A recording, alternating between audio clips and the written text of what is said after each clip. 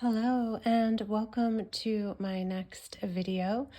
This is going to be a walkthrough of this deck, Midnight Magic, a tarot deck of mushrooms by Sarah Richard. I've been working with this deck for the past month and I wanted to do a little walkthrough that I thought might be helpful for folks who have this deck or who are considering this deck or are curious about it and how it compares to a more traditional Waite Smith deck. And so that's the perspective that I'll be sharing with you today. This is the guidebook. It is a full color guidebook, which I really appreciate. And if you're interested in this deck, you know how beautiful the artwork is. So for the majors, it's like a full page. And then for the minors, they're partial page. It is a chunky little guidebook, by the way. So the information in the book, there's probably, like a third of a page written about each mushroom, and the details about the mushroom are really how they relate, like the nature of the mushroom or the way it grows or its environment that it thrives in, that correlates it to the symbolism of the card. Overall, I would say you certainly learn things about the mushrooms through these cards, little interesting tidbits here and there. And what helped me was just working with it and using an RWS deck side by side with it to just really integrate the messages of the card and help me memorize the cards. So there's a little learning curve, I would say, with this deck. It came bowed and it came kind of curved. So I have been trying to counter shuffle it, like counter that curve. So I've been trying to shuffle it this way.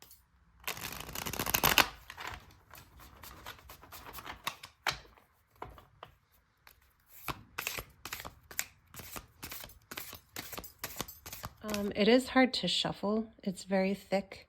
Just to note, I have edged the deck in black Sharpie. It does not come with black edges. It has white edges. When I edged the deck, I wiped the edges with a paper towel, and this happened. And so I had to be really mindful for the rest of the cards. But just to note, this cardstock is, maybe not as durable as one would like.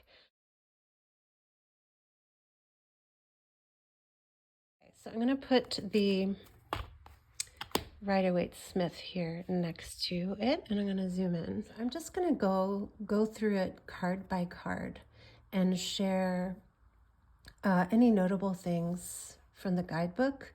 I'm not going to go over all the meanings of the cards, but just more like the symbolism and how it compares to the Waite Smith, and any little gemstones I have gathered along the way. I'm going to be using this little hair stick, which will be my pointer. Just a note. Cool things about this deck, the artwork. I'm not sure if they were actually painted on black velvet, but they have that look of like a black velvet painting. And they are aligned with the classic Rider-Waite Smith. The interpretations vary slightly, but the symbolism and the fundamental meanings remain the same. So here we are in the majors. We're at the Fool card. You can see the name of the mushroom, so I'm not going to speak those out loud each time. In comparison, we have a fox instead of a dog. One thing I thought that was sweet, this is shelf mushrooms. These are a kind of shelf mushroom that grow in these formations, and so that does echo a bit the edge of the cliff here that the Fool stands upon. And instead of a sun, we have a moon.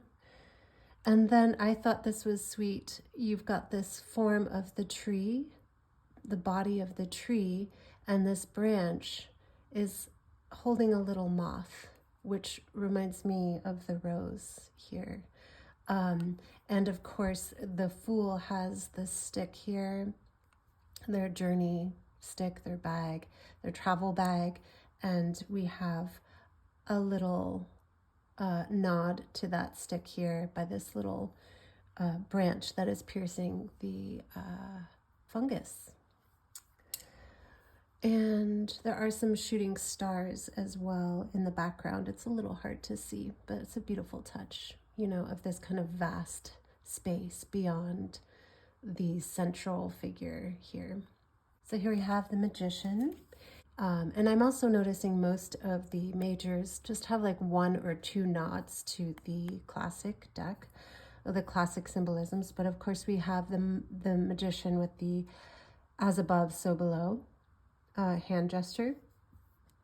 And so the mushrooms here, there's one growing as above, so below, kind of that same gesture. I might go as far as to say that the wings of the dragonfly kind of hold perhaps the lemnis gate here above the Magician. And there's a water drop here, which perhaps could be seen as like the element of water, the cup. This could be seen as air, fire, the growth, or the flower, and pentacles, you know, the leaf, the earth that obviously the mushrooms grow from. I do think it's a nice touch that these are the white lilies here. We have the white lilies and the red roses, which repeat themselves in the Waite Smith, and we see a white flower here with some red berries. And these are actually, this is a coffee flower because these mushrooms grow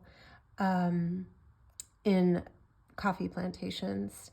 And this is a psilocybe mushroom. If you're familiar, those are psychoactive mushrooms. So just something to think about when you're thinking about magic, right? Okay. Next, we have the High Priestess. So with this one, I was surprised there was no moon representation at all. I feel like that was a bit of a missed opportunity. I think a full moon somewhere, or even a crescent moon, something would have been a nice touch, but I digress. So we have the B and J pillars. Those are here. You can see the B and the J. So we've got this white birch tree and a black tree that might be maybe a walnut. One last thing I did notice is this little spider web. It looks like the scroll that she carries. I thought that was a nice little touch there. Here we have the Empress, Hen of the Woods. So she too, she's got her staff here, and there we have a staff piercing the fungus again. And the obvious shield of the Empress with the planetary symbol of Venus. We also have, you know, she has her crown of stars, and there are stars in the nighttime sky here as well. She has a tree in the background, as does this as well. Here we are with the Emperor, and we get fly agaric, amanita, another psychoactive mushroom. And pretty much, I think, one of the icons of the mushroom world, right? So kind of makes sense for that to be in the Emperor position. We have a ram's head skull here as the main, you know, nod to the Emperor here. Here we have the Hierophant. I like that we have, so you've got the two pillars here, we have these two trees, and we have these mushrooms, the turkey tail mushrooms that are winding their way up the tree toward the heavens, to the sky. We also have a feather and leaves, so I feel like it's more of the symbolism of like the spiritual and the earthly, and this, you know, form this mushroom in the center.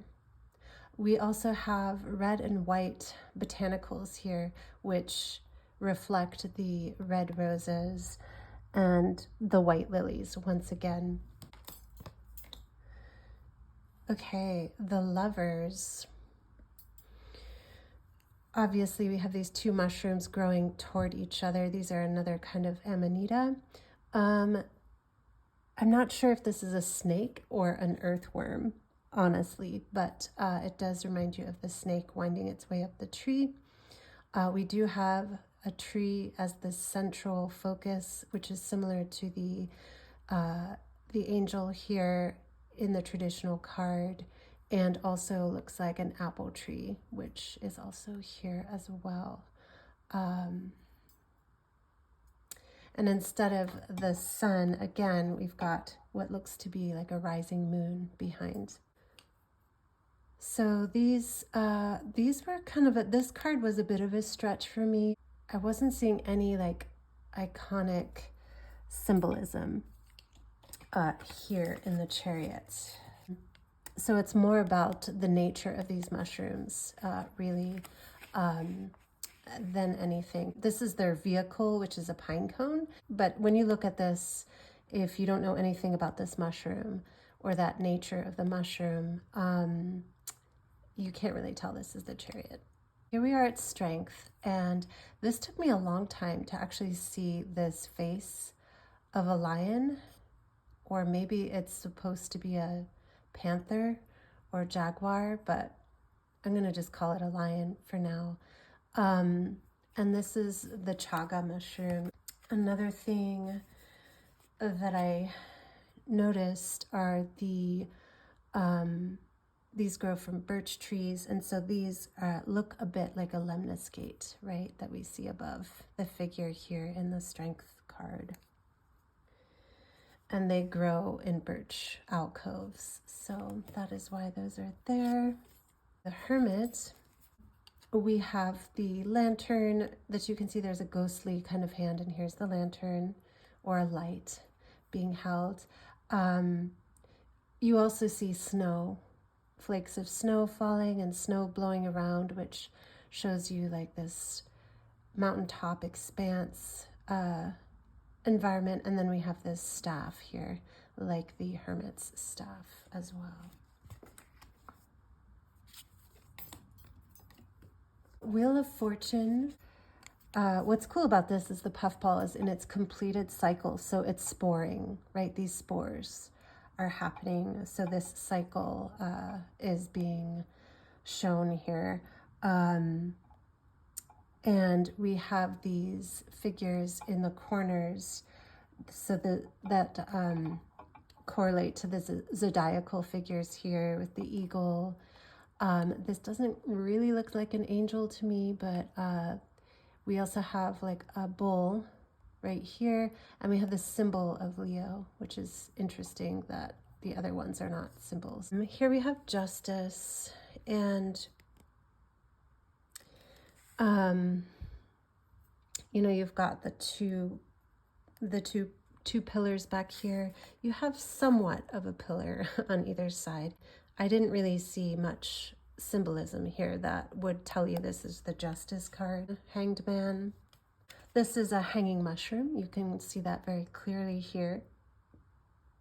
I am curious about the woolly bear caterpillar. There's nothing in the guidebook that tells you about that. I do wish maybe that there was more information in the guidebook about the botanicals that were included in the cards, and also creatures or insects and any of the significance they might have. So I really do wonder about the woolly bear. And then we do see a bit of a T shape here, right, as you do in the hanged one, and some greenery. There's moss on this branch, and you have the greenery here and there.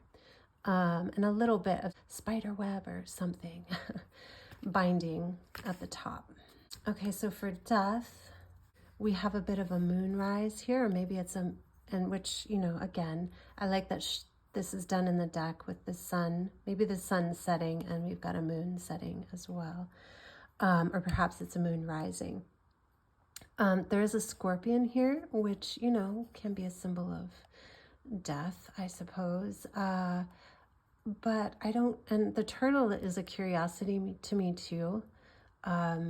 If you have thoughts on any of these cards or things I'm not noticing, I would love to read your comments below. But this is more about this angel, destroying angel, right?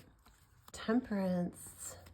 Why a cardinal? I am curious about that, but maybe this is just a winged messenger here. We do have irises, which are also in the original card. And those are kind of the one symbol I can really see in this. There is a flow of water coming down between these two mushrooms. So that's beautiful. The devil. This mushroom kind of has a bit of the figure of the devil here, the silhouette perhaps. It's very hard to see, but there are actually bats right on the edges here. And those, to me, hark to the devil's bat wings. Those are a bit of a nod to the devil's bat wings. We also have a moth, a winged moth here, creature of the night. And we do have the two mushrooms. We have, this is belladonna here, and I think these are chili peppers, which are kind of phallic in nature and also fiery, as we see here in the tail and the torch. We have the receptive nature of this belladonna flower. And then I love that this spider web is sort of this binding material between these two mushrooms, but that can easily be broken, right? Here we have the tower. And this obviously is the very, well, maybe not obvious, but you can see in the name here, this is a very phallic looking mushroom. And of course the tower, at least in the Thoth deck, is a very phallic symbol. This explosive energy here, a dispersal, so to speak. And it's being struck by a thorn or a branch. You can see that here. And there are two flies being expelled from the mushroom, which can break through concrete with force, which I thought was really wild. And now we're at the star, and here we have an owl, which is, you know, a creature of the night. And in this card, it looks like there's an ibis here in the traditional card. And of course, there is the star at the top here. Other than that, there is a bit of a watery element here. It looks like, I'm not sure if there's rain or if this mushroom drips liquid of some kind. The moon. So we have a phosphorescent mushroom here, which glows in the night, which can be a bit of an illusion probably when you're in the woods. We have the two towers here. We have two trees. And then we also have crawfish at the bottom here, which of course we have in the traditional moon card.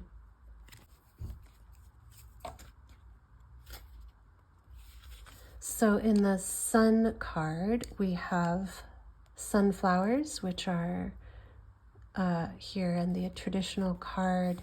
I am curious. There's an acorn and there are some butterflies, which, you know, are more of a daytime thing, right? The butterflies. So it's not obvious symbolism, but, you know, the promise of an acorn, I suppose. And the ensured prosperity from the acorn.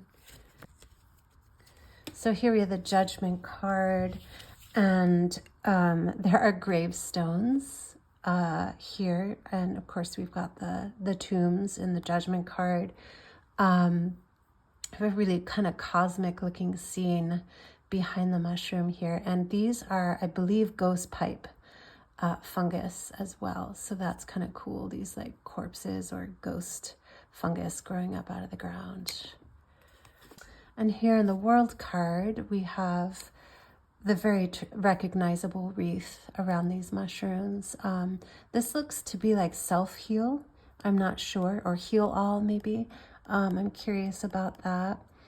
And we do see the astrological symbols here of the zodiacal elements, right? So we have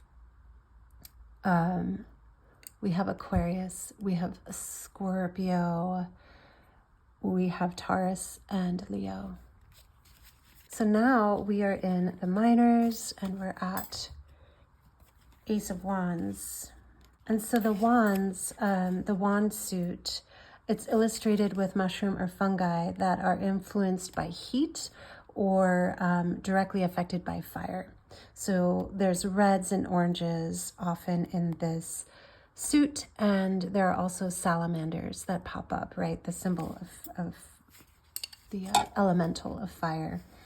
And the borders of this suit have these two flowers. We have sunflowers and torch lilies, which are appropriate for sort of fiery kinds of flowers. For the, we have the hand, kind of a traditional hand, which doesn't show up too often in any of the other cards. And we have a morel, which sprouts from fire.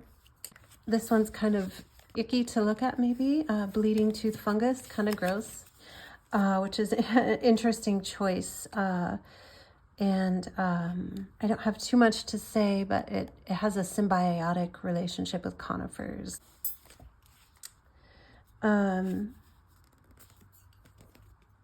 So this mushroom grows from, this mushroom has spores that are floating around it, and it is found in these host trees of apples and cedars. So a kind of like opportunity. It's about expansion. I won't really say much about these unless there's something to note that I thought was interesting, or that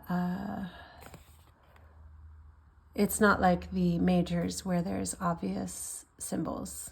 So I would say that these might be trickier to read at a glance. You really do need to get to know the deck a bit. Four of Wands, you can kind of see some celebration happening here in this like kind of ghostly scene or ethereal scene.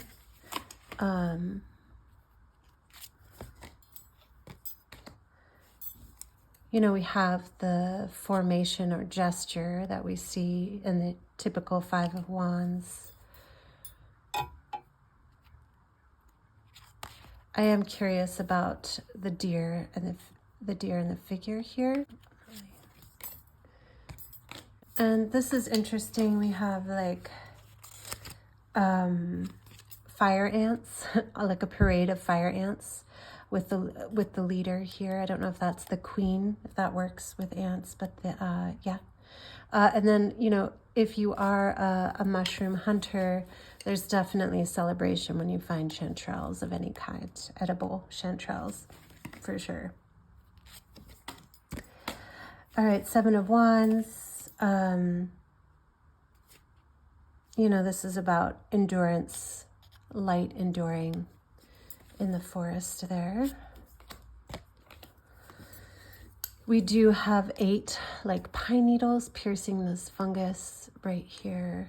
You see a salamander as well. I think it's interesting, there's a bird skull there. And there are some other forest creatures, maybe like a worm or something there.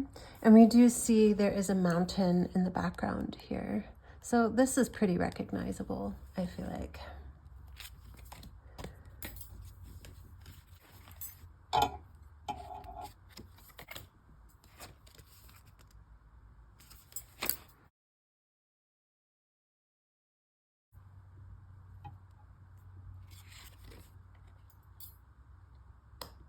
I think it's interesting, in the Knight of Wands, we have a horse skull here. And the Queen, we have the salamander here at the top. We have a wand or staff. Here at the King, we have obviously the salamander again shows up. We have these 3 flowers, which maybe hearken to his crown here.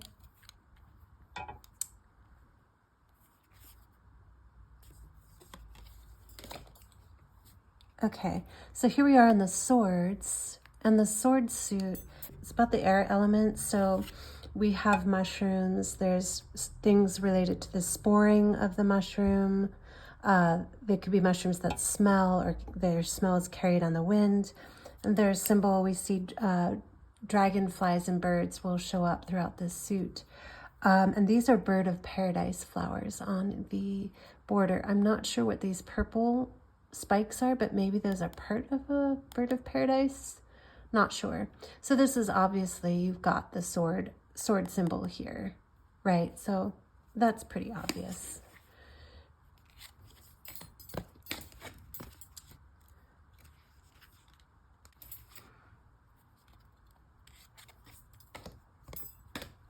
I think it's interesting here, this mushroom here, the false morel, is pierced by hemlock, which is a poisonous plant. I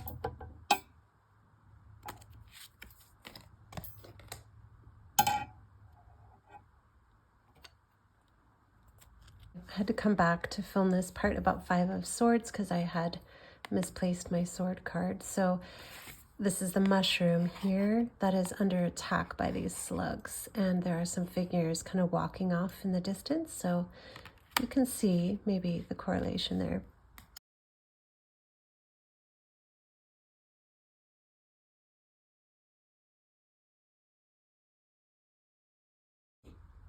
Seven of Swords, we've got, you know, the Amethyst Deceiver, right? With this card classically about deception. 8 of Swords, you do have these pine needles kind of popping up. So for the 9 of Swords, we have this mushroom that is a weeping mushroom. So when it is cut or damaged, it weeps this milky fluid here. These branches or leaves hanging down, there are 9 of them, I counted. So I suppose those could be like the swords above. But what took me also a while to see are these tombstones in the background. And so sort of this ominous feeling, just a feeling of maybe foreboding in the background. You know, in the traditional 9 of Cups, there's like somebody being defeated by an opponent there. So, you know, perhaps it ties into that idea. For the 10 of Swords, we do have in the background these 10 needles and sort of a crow, perhaps. We also have sort of the dark skies, but the moon is rising here, and there are some there's a mountainous landscape with the water. The background definitely has a similar vibe. The red of this mushroom certainly reminds me of the red here. And there are flies hovering. This is a stinky mushroom. It smells pretty corpse-like apparently. And so these flies are definitely like attracted to it. We see all these birds in the background for the Page of Swords. The Knight of Swords, we have zombie ant fungus, and I'm going to read from the guidebook because I think it will explain it. I mean, it certainly has compositionally a similar look to the Knight of Swords. We do have all these, it looks like leaves blowing down. There's definitely the feeling of a brisk wind is blowing. But the guidebook is talking about the most energetic card embodies extreme brazen survival tactics. Like a knight in armor, the zombie ant fungus infects and uses the hijacked corpse of its victim as its armor and mobility to propagate. So I thought that was such an interesting choice for the Knight of Swords. For the Queen of Swords, we do have butterflies, which of course are on her throne. And we have this sort of regal looking bird. Could be a hawk or an eagle.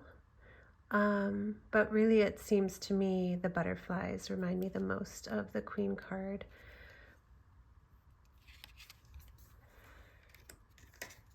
And here for the King of Swords, we also see more of the butterflies in the background. The dragonfly is, in this deck, kind of the representative creature of this suit. And we also have here a cocoon, which of course we know butterflies emerge from cocoons. This mushroom, it's a very large mushroom, so it's kind of a king-size mushroom, we'll call it, and it bursts from the cracks of aspen, which I think that's what we're seeing here, and poplar logs, like a butterfly from a cocoon. Here we are in the Suit of Cups. We have a border with what looks to be a fringed tulip. I am not sure what these flowers are. They remind me of like larkspur, or I think there's a flower called a status flower. I'm not sure. If anyone knows, please comment below. And there's an iris here. So overall, for the Suit of Cups, obviously we have the water element represented in more blue colors, which we see here in this gemstone. But that includes the mushrooms that are chosen for this suit. There are more blue mushrooms. And or mushrooms that have a liquid nature, or slime, or need water to thrive, or in this case to help disperse their spores.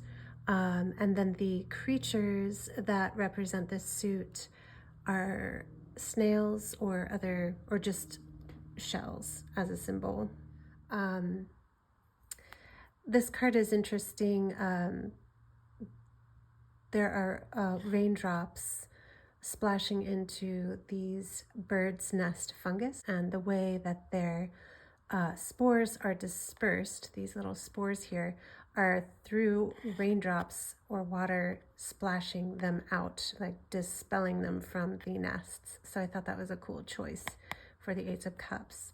So for the Two of Cups, we have a red-winged blackbird here, which kind of reminds me of this winged figure here at the top of the card.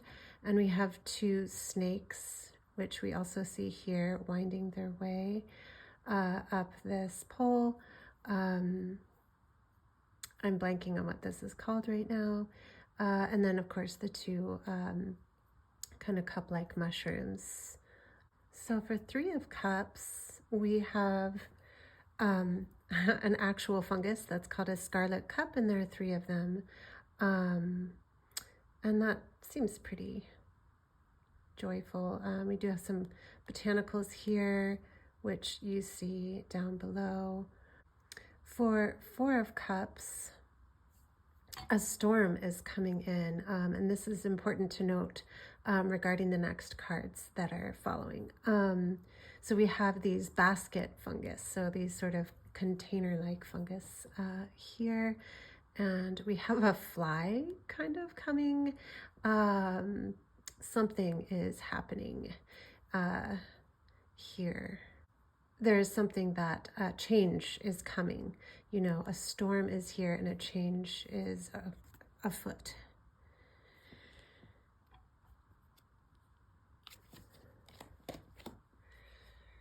Okay, and then I think it's neat, after that storm comes, the rain begins for the rest of this suit. And there are the same number of raindrops as the card number. So here we have 1, 2, 3, 4, 5 raindrops.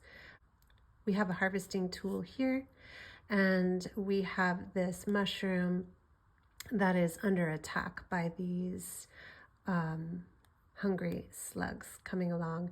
These look a little ominous too. I'm not sure who these are, if these are frogs or something else. Yeah, so, and the blue color, you know, kind of associated with sort of a melancholy state. Six of Cups really cute. These are called Pixie's Parasol, sort of a playful name for a mushroom. We have, of course, the 6 raindrops coming down, and it looks like this mushroom is bending down to the smaller one and offering a flower here. And then there are the other cups down below as well. So that's, you know, sort of the gesture of the painting really is encapsulated here. 7 of Cups, we have 7 different things happening in each of these trumpet mushrooms. We have a harvesting knife seen again here. There's this kind of an ominous snake lurking, and some of it looks similar. There's like a bag of unknown, something unknown here, which we see there as well in the original. And it looks like maybe a water drop is in this one.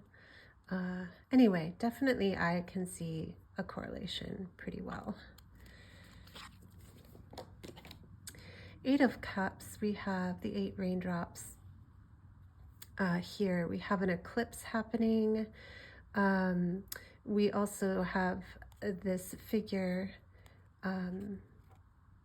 walking off with a walking stick, right, leaving the scene. And I like that there's so much to see in these. Like, I didn't notice this till, I don't know, till well into using this deck. So I feel like there's new things revealed each time, which is really lovely. I really appreciate how the artist kind of gave these little subtle things in the background to maybe discover later. There's like a mountain expanse, a mountainous terrain in the background, which of course is in the traditional card as well.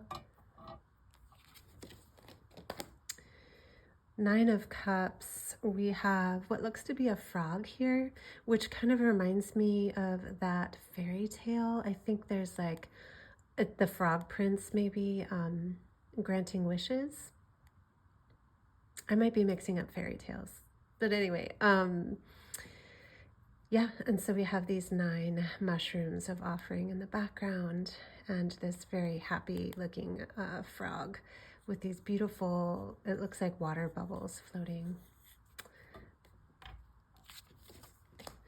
And then at the 10 of Cups, we have, I feel like, the very recognizable rainbow. We have this like parent mushroom and the progeny here, these 2 smaller mushrooms, and of course 10 splashing raindrops seen here. And portobellos, they are such a wonderful mushroom. If you're into eating mushrooms, they're just such a delight to eat for sure.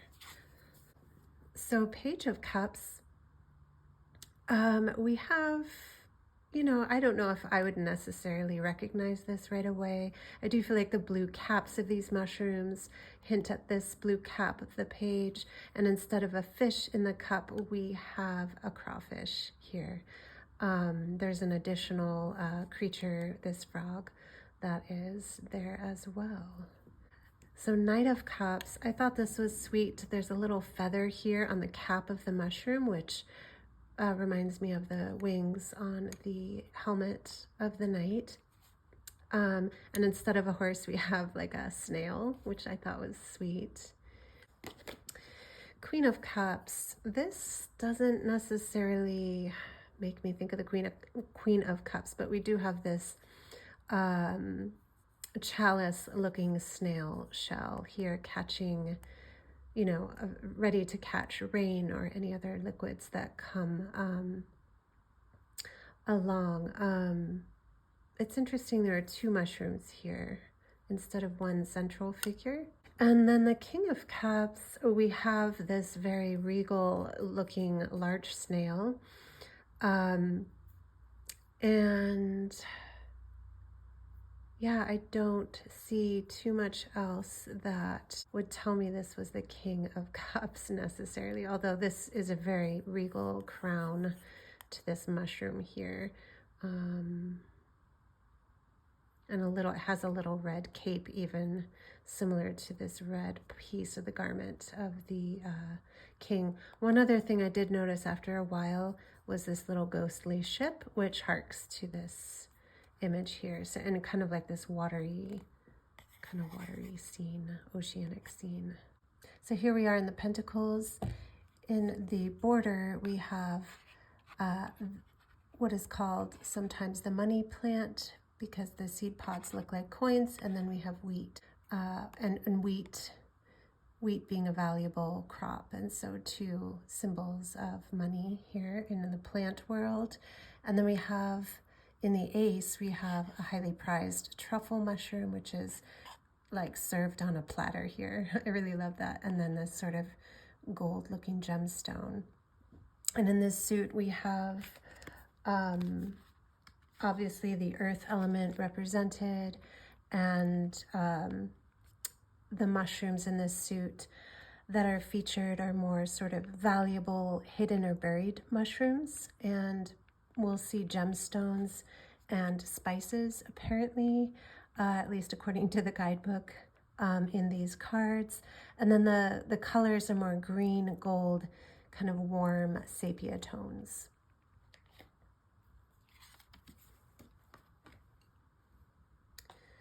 So we have, these are really cool mushrooms if you ever get to see them in person. These are called Earth Star mushrooms, which, you know, goes with this suit. And as far as correlations, we have this lemniscate in the background with the two, maybe these are pieces of gold.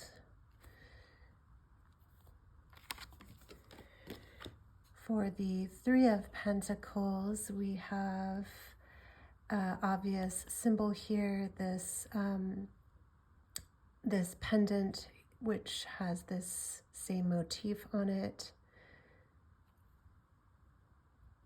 and sort of a community of mushrooms, it looks like. Here we have the Four of Pentacles. I don't see too much of a correlation. It's more about the meaning of the mushrooms, so you have to consult the guidebook for that. There is a diamond, which I suppose people hoard, right? Which this card can be about. Five of Pentacles. Again, it's more about the meaning of this mushroom. It's interesting that there's a amethyst geode here. Six of Pentacles. We do have a central figure and two smaller figures, and it's kind of sheltering the others. And there is a gemstone being shared, it looks like here. And we do have some of these dragonflies correlating with the number 6. Here we have Seven of Pentacles, and I'm not sure what this is. If anyone has any ideas, let me know. But these beautiful shells here and this beautiful beach scene in the background. This is another card where you just have to consult the guidebook. I do see like a, is this like a cairn maybe of stacked stones, which takes patience to create? I'm not sure. All right, Eight of Pentacles, right, the traditional card of hard work. We have a hammer and a wood carving tool or chisel. We have wood chips, and it looks like this owl figure has been chiseled out of this wood log.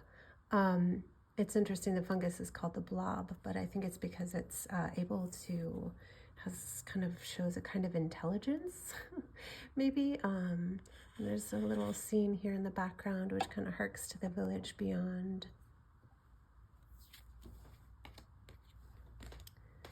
Nine of Pentacles. I secretly wish there was a little hawk or falcon in here. I don't really see too much correlating here. We do have these amethysts in the background. It's a beautiful scene for sure. 10 of Pentacles. Yeah, I'm not sure. I don't really see too much of the symbolism, traditional symbolism here. Yeah, the Pentacles I found a little trickier to find obvious symbolism. Again, this looks like 3 figures to me, which is a little, you know, might throw me off. There is, of course, this beautiful gemstone here, and the page holds a sphere. The Knight, this is another valuable truffle being presented on a pillow here.